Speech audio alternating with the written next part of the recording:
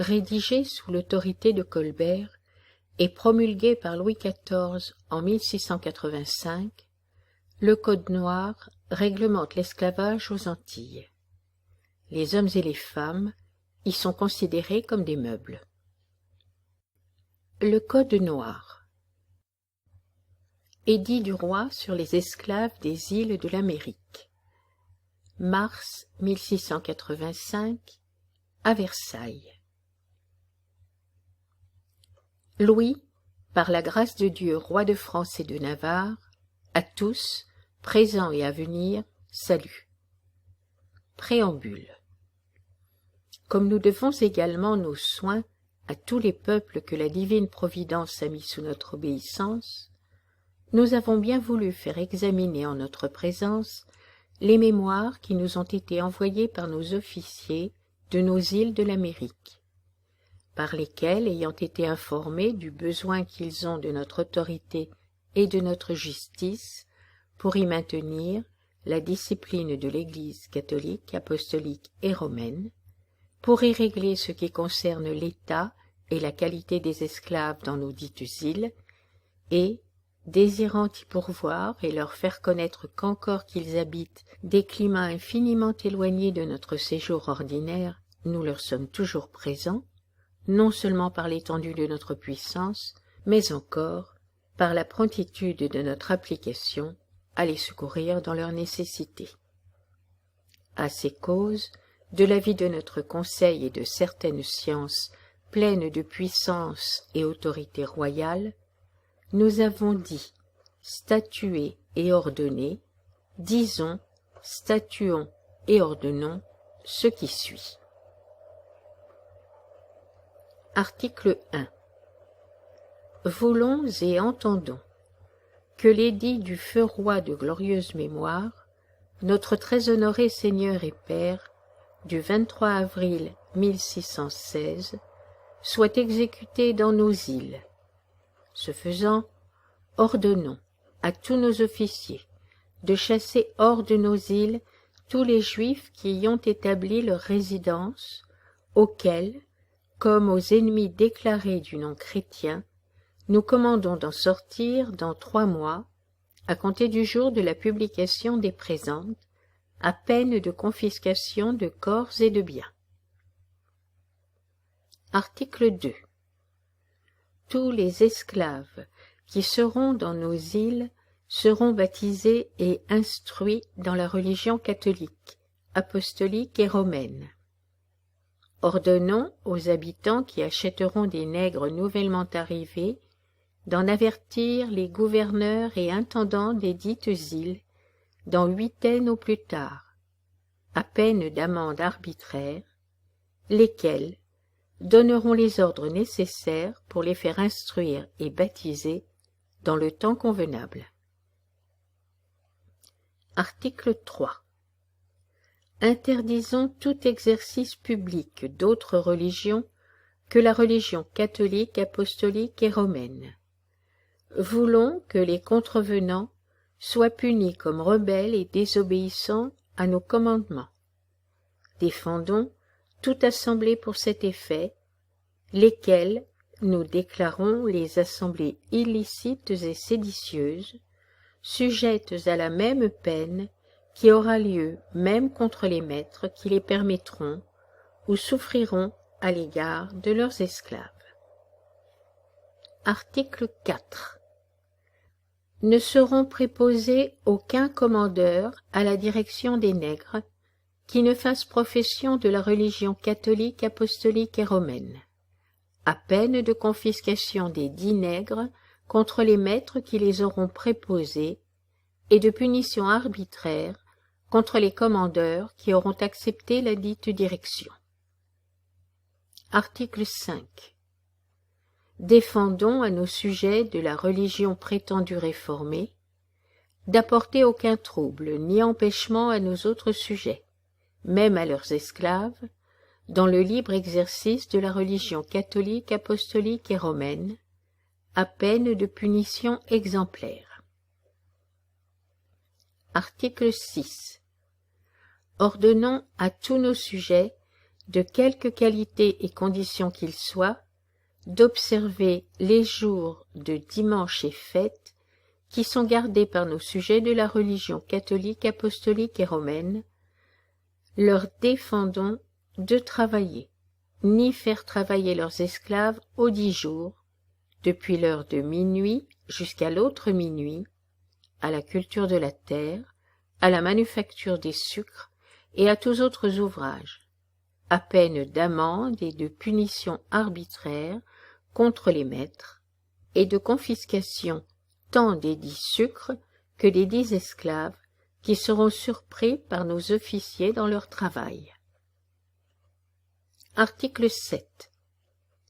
Leur défendons pareillement de tenir le marché des nègres et toutes marchandises les 10 jours, sur peine de confiscation des marchandises qui se trouveront alors au marché, et à une amende arbitraire contre les marchands. Article 8. Déclarant nos sujets, qui ne sont pas de la religion catholique, apostolique et romaine, incapables de contracter à l'avenir aucun mariage valable, déclarons bâtards tous les enfants qui naîtront de telles liaisons, que nous voulons être tenus et réputés, tenons et considérons comme vrai concubinage. Article 9. Les hommes libres, qui auront eu un ou plusieurs enfants de leur concubinage avec leurs esclaves, ensemble les maîtres qui les auront soufferts, seront chacun condamnés à une amende de 2000 livres de sucre. Et, s'ils sont les maîtres de l'esclave de laquelle ils auront les 10 enfants, voulons qu'outre l'amende, ils soient privés de l'esclave et des enfants, et qu'elle et eux soient confisqués au profit de l'hôpital, sans pouvoir être affranchis.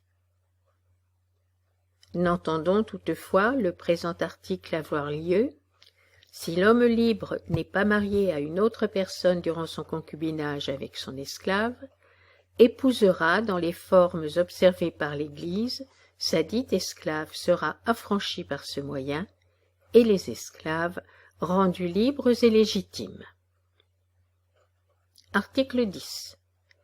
Les dites solennités prescrites par l'ordonnance de Blois et par la déclaration du mois de novembre 1639 pour les mariages seront observées tant à l'égard des personnes libres que des esclaves, sans néanmoins que le consentement du père et de la mère de l'esclave y soit nécessaire, mais celui du maître seulement. Article 11. Défendons très expressément aux curés de procéder au mariage des esclaves s'ils ne font pas apparaître le consentement de leur maître. Défendons aussi aux maîtres d'user d'aucune contrainte sur leurs esclaves pour les marier contre leur gré. Article 12. Les enfants qui naîtront de mariage entre esclaves seront esclaves et appartiendront aux maîtres des femmes esclaves, et non à ceux de leurs maris, si le mari et la femme ont des maîtres différents. Article 13. Voulons que si le mari esclave a épousé une femme libre, les enfants, tant mâles que filles, suivent la condition de leur mère, et que si le père est libre et la mère esclave, les enfants soient esclaves pareillement. Article 14. Les maîtres seront tenus de faire mettre en terre sainte, dans les cimetières destinés à cet effet, leurs esclaves baptisés. À l'égard de ceux qui mourront sans avoir reçu le baptême, ils seront enterrés dans quelque champ voisin du lieu où ils sont décédés. Article 15. Défendons aux esclaves de porter une arme offensive, ni de gros bâtons, à peine de fouet et de confiscation des armes au profit de celui qui les en trouvera saisies, à l'exception seulement de ceux qui seront envoyés à la chasse par leur maître et qui seront porteurs de leurs billets ou marques connus. Article 16. Défendons pareillement aux esclaves appartenant à différents maîtres de s'attrouper le jour ou la nuit, sous prétexte de noces ou autrement, soit chez l'un de leurs maîtres ou ailleurs, et encore moins dans les grands chemins ou lieux écartés, à peine de punition corporelle qui ne pourra être moindre que du fouet et de la fleur de lys. Et, en cas de fréquentes récidives et autres circonstances aggravantes, ils pourront être punis de mort, ce que nous laissons à l'arbitrage des juges. Ordonnons à tous nos sujets de courir sus aux contrevenants et de les arrêter et de les conduire en prison, bien qu'ils ne soient officiers et qu'il n'y ait entre eux aucun décret. Article 17.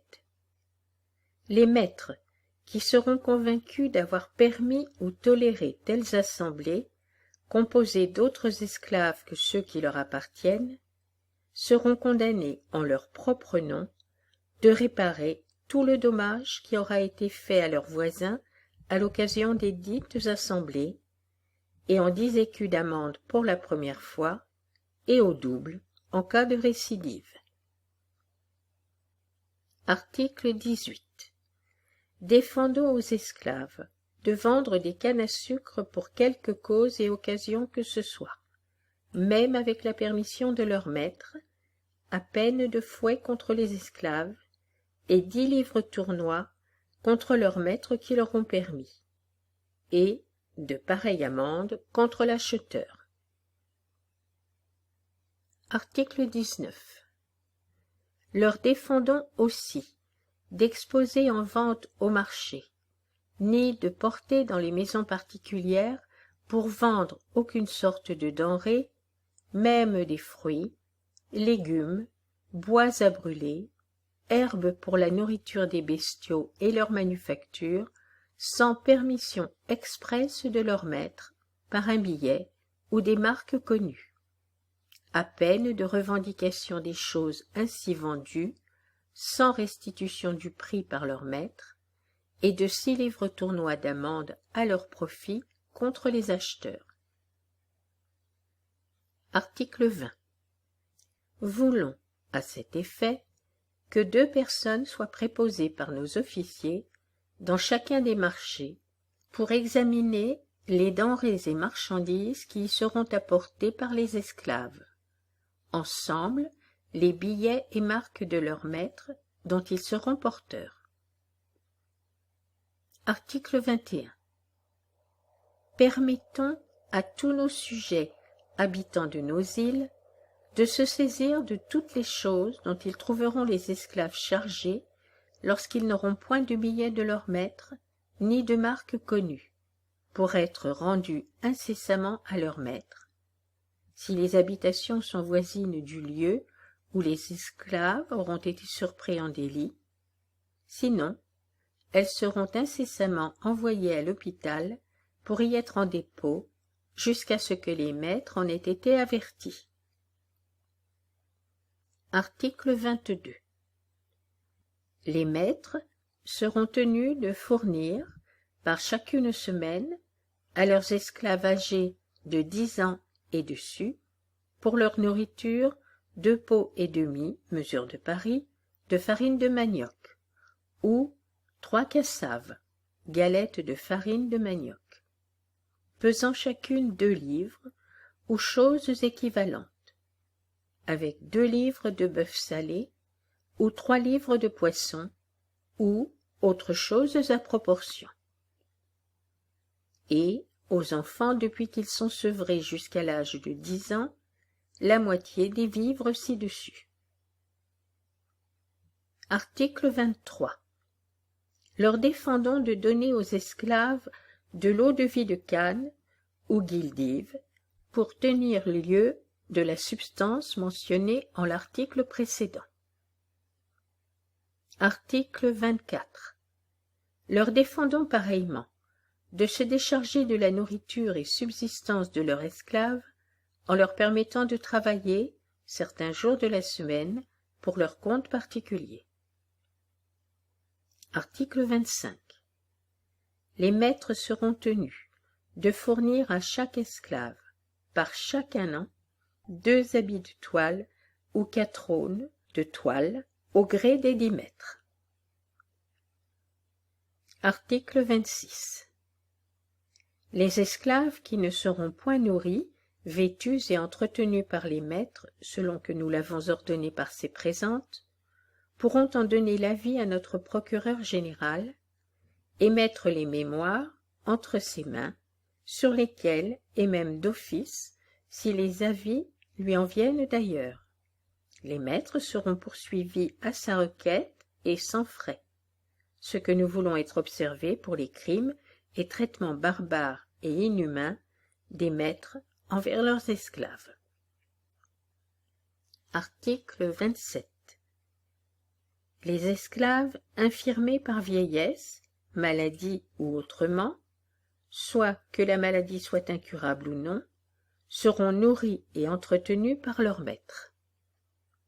En cas qu'ils les eussent abandonnés, les 10 esclaves seront adjugés à l'hôpital, et les maîtres seront condamnés à payer 6 sols par chacun jour pour la nourriture et entretien de chaque esclave. Article 28. Déclarons les esclaves ne pouvoir rien avoir qui ne soit à leur maître, et tout ce qui vient par l'industrie ou par la liberté d'autres personnes, ou autrement, à quelque titre que ce soit, être acquis en pleine propriété à leur maître, sans que les enfants des esclaves, leurs pères et mères, leurs parents et tous les autres esclaves ne puissent rien prétendre par succession, disposition entre vifs ou à cause de la mort.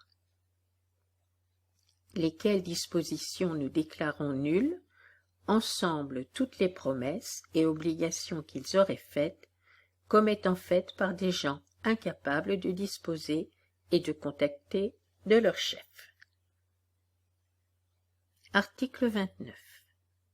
Voulons néanmoins que les maîtres soient tenus de ce que leurs esclaves auront fait par leur commandement, ensemble de ce qu'ils auront géré et négocié dans les boutiques, et pour l'espèce particulière de commerce à laquelle leurs maîtres les auront préposés. Et, en cas que leur maître n'ait donné aucun ordre et ne les ait point préposés, ils seront tenus seulement jusqu'à concurrence de ce qui aura tourné à leur profit. Et, si rien n'a tourné au profit des maîtres, le pécule des 10 esclaves que leurs maîtres leur auront permis d'avoir, on sera tenu, après que leurs maîtres en auront déduit par préférence ce qui pourra leur en être dû. Sinon, que le pécule consistât en tout ou partie en marchandises, dont les esclaves auraient permission de faire trafic, à part sur lesquelles leurs maîtres viendront seulement par contribution au sol la livre avec leurs autres créateurs. Article 30. Ne pourront les esclaves être pourvus d'office, ni de commission ayant quelque fonction publique, ni être constitués agents par autre que leur maître, pour gérer ni administrer aucun négoce, ni être arbitre, expert ou témoin, tant en matière civile que criminelle, et, en cas qu'ils soient entendus en témoignage, leurs dépositions ne serviront que de mémoire pour aider les juges à s'éclaircir ailleurs, sans que l'on en puisse tirer aucune présomption, ni conjecture, ni élément de preuve. Article 31. Les esclaves ne pourront aussi être parties, ni être en jugement, ni en matière civile, tant en demandant qu'en défendant, ni être partie civile en matière criminelle, sauf à leur maître d'agir et de défendre en matière civile et de poursuivre en matière criminelle la réparation des outrages et excès qui auront été commis contre leurs esclaves. Article 32. Les esclaves pourront être poursuivis criminellement sans qu'il soit besoin de rendre leur maître partie, sinon en cas de complicité. Et seront les 10 esclaves jugés en première instance par les juges ordinaires et par appel au Conseil souverain sur la même instruction, avec les mêmes formalités que les personnes libres. Article 33. L'esclave qui aura frappé son maître, sa maîtresse, ou le mari de sa maîtresse, ou leurs enfants, avec contusion ou effusion de sang, ou au visage, sera puni de mort. Article 34. Et quant aux excès et voies de fait qui seront commis par les esclaves contre les personnes libres, voulons qu'ils soient sévèrement punis, même de mort le cas échéant. Article 35. Les vols qualifiés, même ceux des chevaux, juments, mulets, bœufs et vaches qui auront été faits par les esclaves ou par les affranchis, seront punis de peine corporelle, et même de mort si le cas le requiert. Article 36.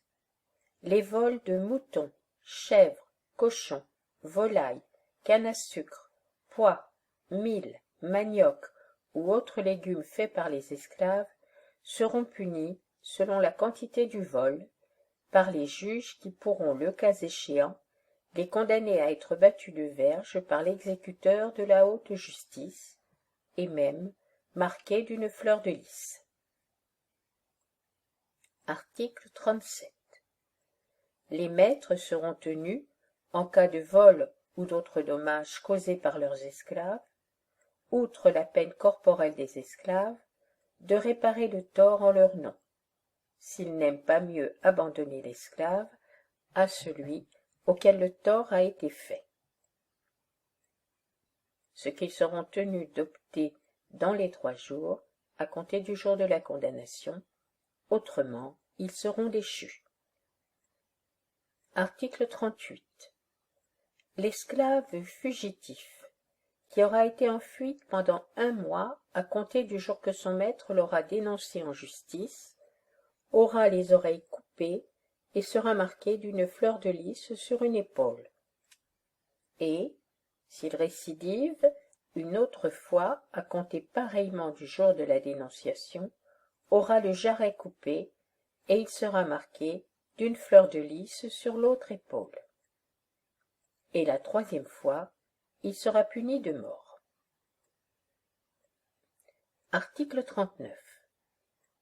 Les affranchis qui auront donné asile dans leur maison aux esclaves fugitifs seront condamnés par corps envers leur maître en l'amende de 300 livres de sucre pour chaque jour de rétention, et les autres personnes libres qui leur auront donné pareil asile à 10 livres tournois d'amende pour chaque jour de rétention. Article 40. L'esclave puni de mort sur la dénonciation de son maître, non complice du crime par lequel il aura été condamné, sera estimé avant l'exécution par 2 principaux habitants de l'île qui seront nommés d'office par le juge, et le prix de l'estimation sera payé au maître.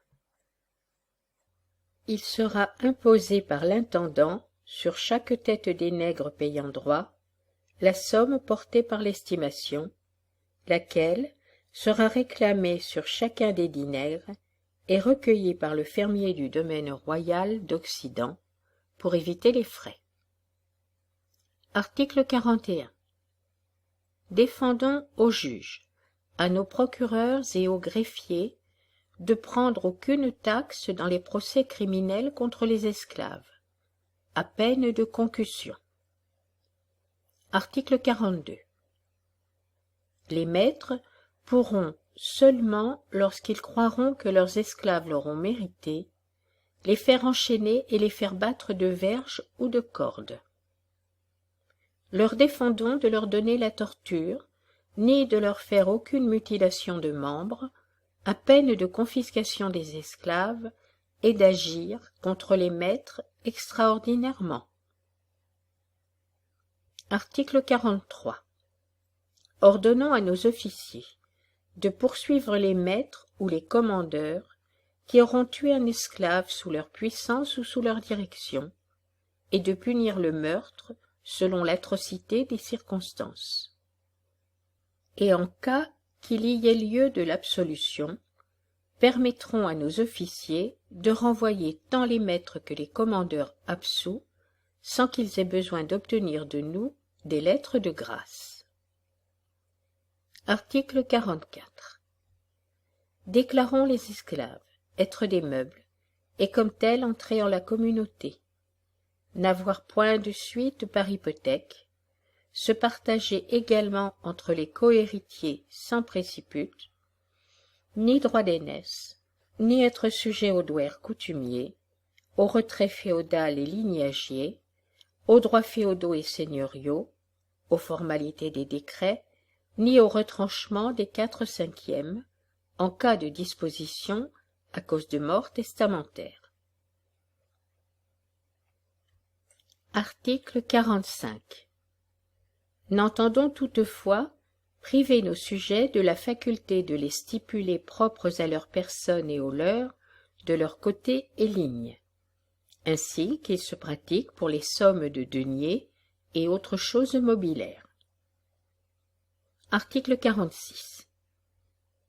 Dans les saisies des esclaves seront observées les formalités prescrites par nos ordonnances et les coutumes pour les saisies des choses mobilières.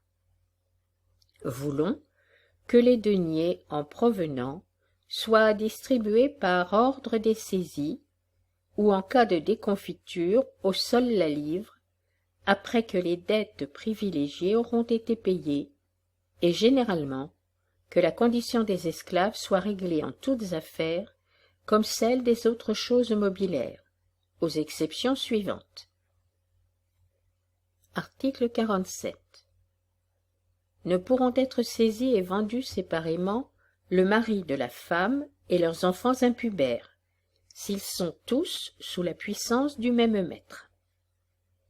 Déclarons nulles les saisies et ventes séparées qui en seront faites, ce que nous voulons avoir lieu dans les aliénations volontaires, sur peine contre ceux qui feraient des aliénations d'être privés de celui ou de ceux qu'ils auront gardés, qui seront adjugés aux acquéreurs, sans qu'ils soient tenus de faire aucun supplément de prix. Article 48. Ne pourront aussi les esclaves travaillant actuellement dans les sucreries, indigoteries et habitations, âgés de 14 ans et au-dessus jusqu'à 60 ans, être saisis pour dette, sinon pour ce qui sera dû au prix de leur achat, ou que la sucrerie ou indigoterie ou habitation dans laquelle ils travaillent soit saisie réellement. Défendons, à peine de nullité, de procéder par saisie réelle et adjudication par décret sur les sucreries, indigoteries ni habitations, sans y comprendre les esclaves de l'âge susdit et y travaillant actuellement. Article 49. Les fermiers judiciaires des sucreries, indigoteries ou habitations saisies réellement, conjointement avec les esclaves, seront tenus de payer le prix entier de leur bail, sans qu'ils puissent compter parmi les fruits qu'ils percevront les enfants nés des esclaves pendant le bail. Article 50. Voulons, nonobstant toute convention contraire que nous déclarons nulle, que les 10 enfants appartiennent à la partie saisie, si les créanciers sont satisfaits d'ailleurs, ou à l'adjudicataire s'il intervient un décret. Et, à cet effet, mention sera faite, dans la dernière affiche avant l'interposition du décret, de 10 enfants nés des esclaves depuis la saisie réelle.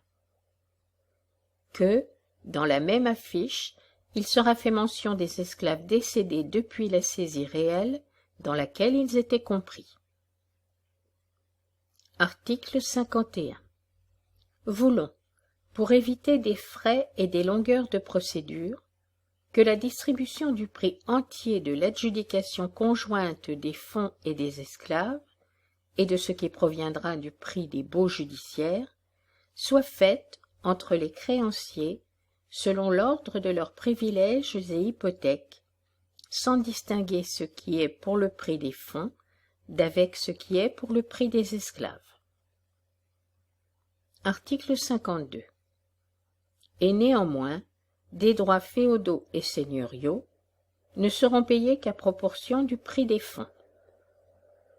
Article 53.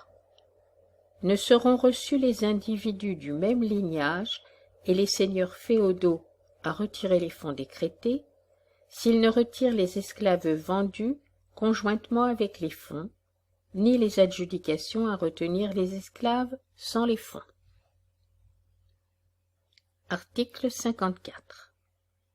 Ordonnons aux gardiens, nobles et bourgeois, usufruitiers locataires d'une terre, et autres jouissant de fonds auxquels sont attachés des esclaves qui travaillent, de gouverner lesdits esclaves comme bons pères de famille, sans qu'ils soient tenus, après leur administration, de rendre le prix de ceux qui seront décédés ou diminués par maladie, vieillesse ou autrement sans leur faute, et sans qu'ils puissent aussi retenir comme fruit à leur profit les enfants nés d'esclaves durant leur administration,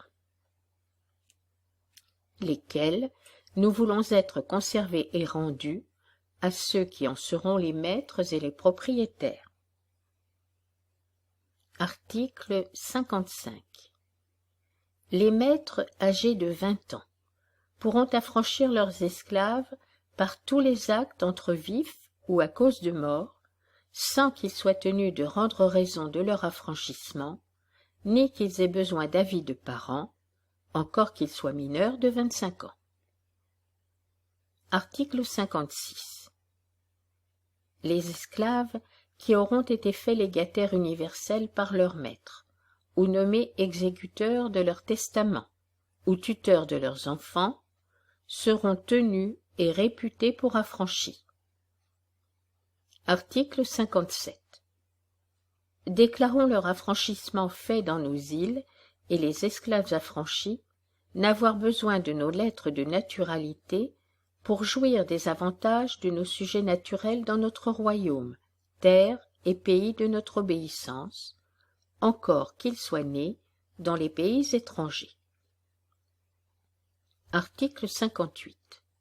Commandons aux affranchis de porter un respect singulier à leurs anciens maîtres, à leurs veuves et à leurs enfants, en sorte que l'injure qu'ils leur auront faite soit punie plus grièvement que si elle était faite à une autre personne.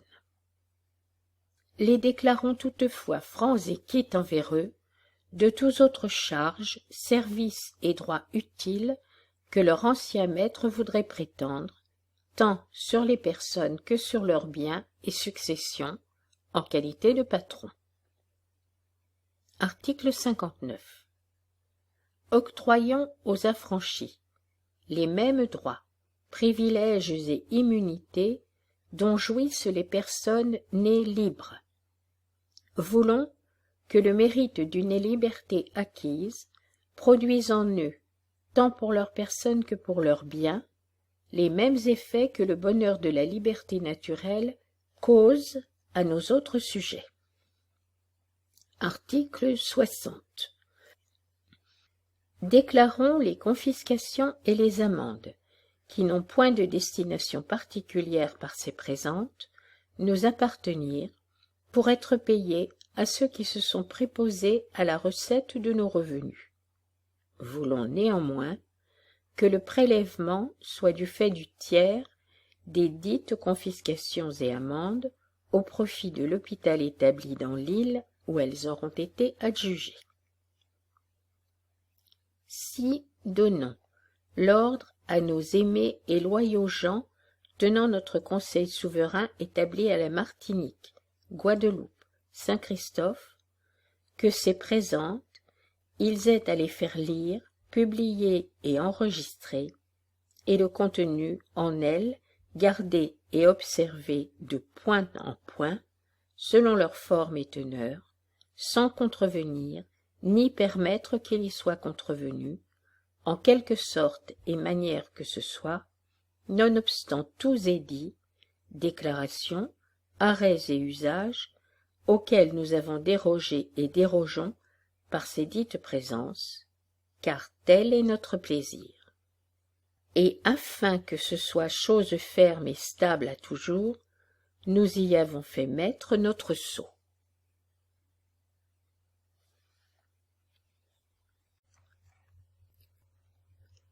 Rédigé sous l'autorité de Colbert et promulgué par Louis XIV en 1685, le Code noir réglemente l'esclavage aux Antilles.